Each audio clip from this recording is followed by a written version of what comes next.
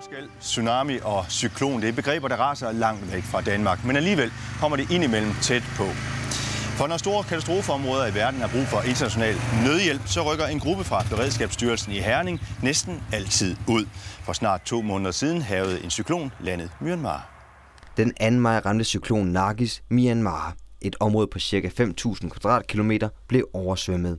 Men oversvømmelsen var kun den umiddelbare konsekvens.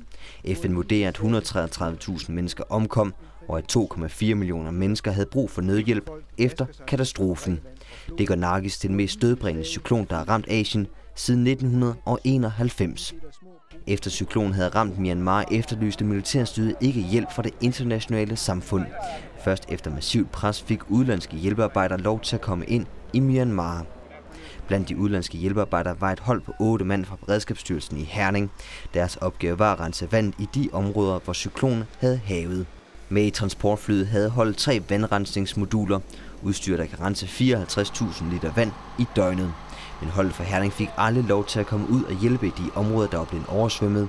Ligesom så mange andre hjælpearbejdere fik de 8 mand aldrig lov til at forlade hovedstaden Yangon. I stedet måtte holdet blive i hovedstaden og lære frivilligt at bruge udstyret. De frivillige skulle herefter selv stå for at rense vandet.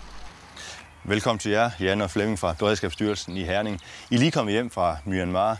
Hvad var det helt præcis, Jan, for en opgave, I var ude på? Jamen, vi blev bedt om at tage til Myanmar og lave rent drikkevand til alle de nødstedte.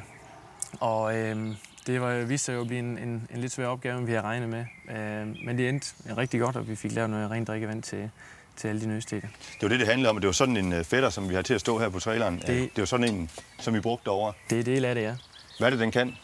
Jamen, det vi har her først, det er en kombotank, som er det, vi bruger til at opbevare det rene vand i. Skal vi lige ned her. Og de kan også bruges til flere ting. De kan bruges som vandreservoirer, når man for eksempel tager vand fra en sø, ligesom den her over og pumper op. Og så normalt så vil man... Så den her, den kan rent faktisk godt lave... Det der vand ude i søen, den kan godt lave op til drikkeklar vand? Det kan anlægget gøre, ja. Det man først gør, det er, at man sætter det op i sådan en tank her, så lader man det bundfalde et døgns tid, for at få de aller værste skidt til at falde til bunds. Og så begynder man at suge det op med vandrensningsanlægget, som så ved hjælp af nogle filtre og nogle membraner presser det her vand igennem, og så renser det uden at tilføje nogle kemikalier overhovedet, klor for eksempel. Og så til sidst så kommer det igennem en UV-belysning, som så til sidst fjerner de sidste bakterier fra vandet.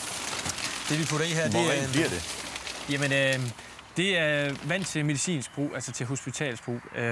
Det bliver meget rent, man kunne næsten sige for rent. Det fjerner alting, det fjerner også mineraler og den slags. Men det der alfa og omega er med for bakterierne og alt skidtet ud af det. Vi prøvede at lave nogle sammenligninger dernede både med det beskidte vand for at finde ud af, hvor godt renser vi vandet. Altså det betyder meget for os, at vi sikrer os, at det er ordentligt vand og at det virker. Og vi prøvede også at lave nogle sammenligninger med det drikkevand, vi købte på flasker dernede. Og sammenligningen der var, at med en måler, som måler, hvor mange partikler der er i vandet, både kalk og mineraler og skidt, den tager omkring 200 for drikkevand, som vi købte dernede og drak. Men en måling på det vand her sagde 20, så det er faktisk 10 gange så rent som det vand, vi selv drak dernede. Men Flemming, I kom jo ikke helt ud i de der områder, som I egentlig skulle have været ude i. I opholdt jer meget af tiden i hovedstaden Yangon, den tidligere Rangoon. Ja, vi Hvad var forklaringen på det? Jamen altså, der blev hele tiden lavet nye regler for, hvordan man skulle ansøge for at komme ud. Og vi prøvede selvfølgelig, men vi koncentrerede os om at få uddannet nogen, få skaffet nogle teknikere og få uddannet dem, så de lokale bemæsere, de kunne tage det med ud og rense vand. Så. Og det lykkedes, eller hvad? Har I fået nogle meldinger tilbage? Helt sikkert. Vi har så sent som i sidste uge fået billeder tilbage helt ude fra felten af, så det var bare lækkert. Men bare at tage dernede fra at vide, at der var nogen, der kunne finde ud af at køre med det her anlæg, som fik lov til at komme ud, det var simpelthen dejligt. Men Jan, I kommer jo for at hjælpe, og i en god ånd og så videre. Er det så ikke grotesk, at I ikke kan få lov til det på grund af et militært styre? Det er det. Jeg har aldrig prøvet noget lignende. Og jeg var ude med et tilsvarende anlæg i Indonesien efter tsunami dernede, og lave rent drikkevand dernede. Og der blev man jo modtaget med åbne arme. Og så kommer man ned til et styre, hvor man egentlig får indtryk af, at dem, der bestemmer i landet, de har ikke lyst til, at vi er der. Mens man kan se, at befolkningen de står med åbne arme, og vi har en taxichauffør, som blev 14 dage ekstra og skulle bare have det kostede, og lege hans taxa, så ville han køre rundt med os gratis. Og ventetid var gratis. Altså sådan nogle ting, så kunne man virkelig mærke på befolkningen, at de ville virkelig gerne have, at vi var der.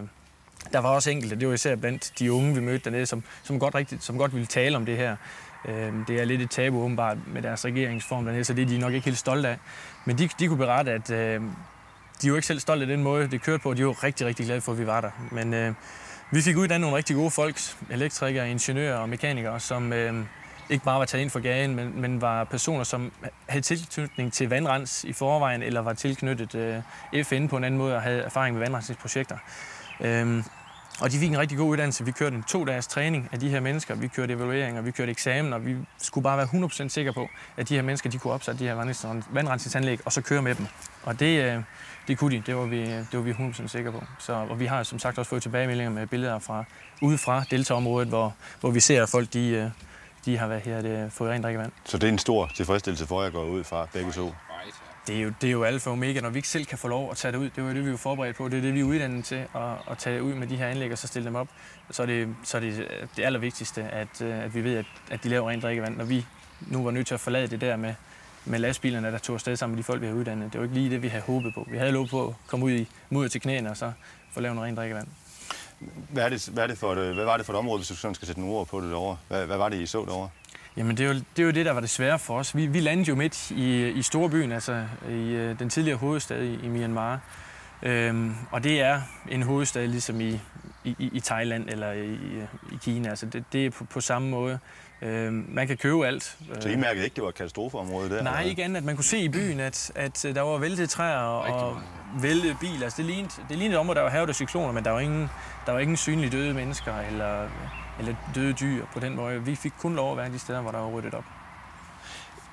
Men Flemming, hvad er det så for nogle indtryk, man tager med sig hjem derovre fra? Det er et utroligt positivt folkefærd, når man ikke lige snakker regering eller militærfolk. De er meget venlige og var meget glade for at se os hele tiden, så det var meget positivt. Og det, at vi kunne mærke... Så de tog imod jer som nogen, der gjorde en forskel også? Eller helt sikkert med åbne arme, og vi blev næsten inviteret indenfor, og de vinkede til os. Og, altså, det var positivt hele tiden, bortset fra, at vi lige kom ud af byen. Ja, det er jo så den eneste, det var der, kan man sige.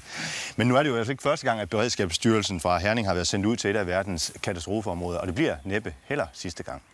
Det er langt fra første gang, Beredskabsstyrelsen har hjulpet til ved en naturkatastrofe.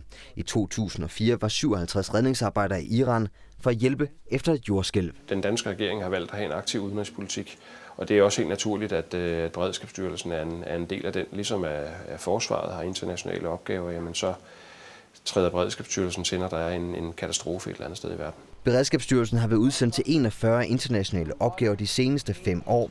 I de kommende år vil der komme endnu flere opgaver. Vi kan se på den seneste politiske aftale, der er lavet om Beredskabsstyrelsen, at fokus bliver lagt yderligere på internationale opgaver. Så jeg tror på, at der bliver flere af dem. Udover Myanmar og Iran har Beredskabsstyrelsen været udsendt til katastrofer i Algeriet, Pakistan, Libanon, Sri Lanka og Indonesien. Ja, jeg ved, du har været afsted tidligere til nogle katastrofeområder. Kan du finde på at tage afsted igen? Det kan jeg helt klart. Altså, det er der ingen tvivl om. Hvis jeg har den opbakning, der skal til for familien, og det har jeg, og Beredskabsstyrelsen mener, at der er en opgave, som jeg skal løse, ja, så er jeg helt klar til at tage afsted. Jeg står også i et mindre beredskab klar til lige så snart, at man ringer, at så skal der gøres nogle overvejelser, og man har de forberedelser gjort, der skal til med de helt praktiske ting med bank og så videre, så man er klar til at tage afsted. Flemming, hvad med dig? Ja. Samme spørgsmål. Kan du også finde på at tage afsted? Du har jo et arbejde ved siden af, som du også skal passe. Du er bare frivillig. Ja, jeg er bare frivillig, ja. Altså, jeg vil sige, når ferien er overstået, så er jeg klar til at tage afsted igen. Altså, så kan jeg også få fri igen. Så helt klar. De skal bare ringe, så er det. Men hvad er det, der får jer til det? At sige, ja, vi tager afsted igen? Jamen, det er jo ligesom, nogen kan lide at løbe, og nogen kan lide at ligge på sofaen. Altså, det er bare noget, som giver os en kæmpe oplevelse. Det giver en stor tilfredsstillelse, at vi kan få lov at tage ud og hjælpe nogle mennesker til dem i øjnene og se, at de bliver glade for, at vi enten graver deres familiemedlemmer op, eller vi giver dem rent drikkevand, eller hvad vi nu gør. Så bare den tilfredsstillelse i, at der er nogen, der er glade for, at vi gør det her, det er en kæmpe oplevelse. Og så er det selvfølgelig altid spændende at så komme ud og rejse. Men det er mudder til knæene og tynd mave i en uge, og hvad det ellers skal give af sådan nogle ture her, det tager vi med. Det er en del af det. Tak fordi I kom.